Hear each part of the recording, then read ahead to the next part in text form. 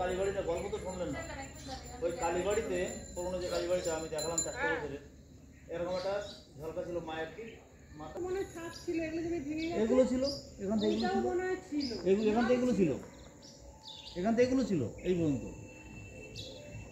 আর শিবাই থেকে এই ঘরটায়। নমস্কার, আমার নাম মাখন মণ্ডল। আমি 14 বছর ধরে টাকিতে গাইড করছি। আমার চিন্তাধারা সবসময় ট্যুরিস্টদের নিয়ে। তো এখন যেখানটা আমরা দাঁড়িয়ে আছি টাকি ঘোষবাবু পাড়া, ওখানকার যে মন্দিরটা আমরা দেখতে পাচ্ছেন, পূজা দালান, ঘোষবাবুদের পূজা দালান। এই দালানটা সবচেয়ে বিখ্যাত হচ্ছে ছাদ ছাড়া একটা দালান।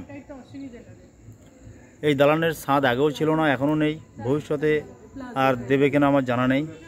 তবে যেখানটা দাঁড়িয়ে আছে একটা আন্ডারগ্রাউন্ড একতলা একটা বাড়ির ছাদের ওপরে আন্ডারগ্রাউন্ড একটা ঘর।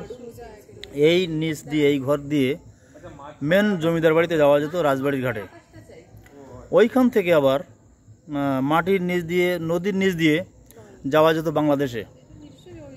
জমিদারের মা ওই সুড়ঙ্গ দিয়ে বাংলাদেশে যেত, আসতো। তো এই বাড়িটা বিখ্যাত কেন?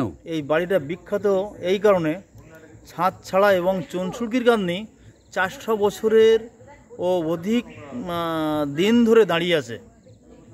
এখনও দেখতে পাচ্ছেন বাড়িটা কি সুন্দর ঝকঝক করছে। গেটটাও নিশ্চয়ই দেখেছেন আপনারা বা পরে দেখবেন। গেটটাও 400 বছর বয়স, এখনও কিছুই হয়নি সে কাঠগুলোর। যার ফলে তারপরেও শুধু এই না, এখানে নেতাজি সুভাষচন্দ্র বোস মিটিং করে গেছে, দুটো গোপন মিটিং করে গেছে। যার ফলে এই ঘোষবাবুদের পূজা দালানটা এত বিখ্যাত।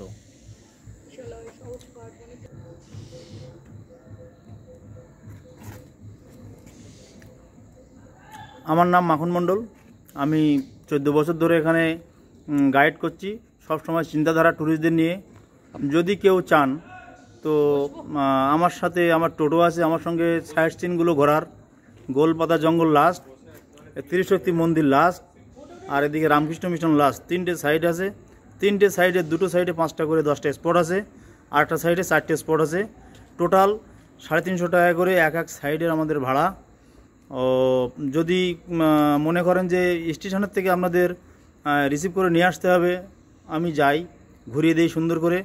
আমার নাম্বারটা নেন বা জেনে রাখুন সবাই, 8116179560, 81 16 17 95 60।